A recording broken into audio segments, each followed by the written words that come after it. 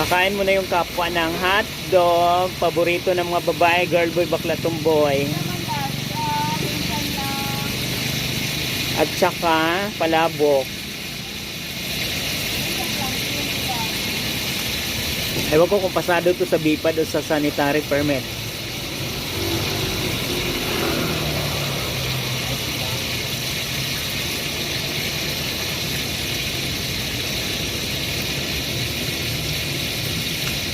Ano kaya lalagay sa palabok?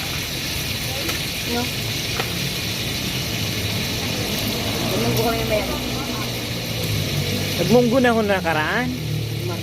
Oo. Hindi na pwede pa ulit. Uwian na ngayon.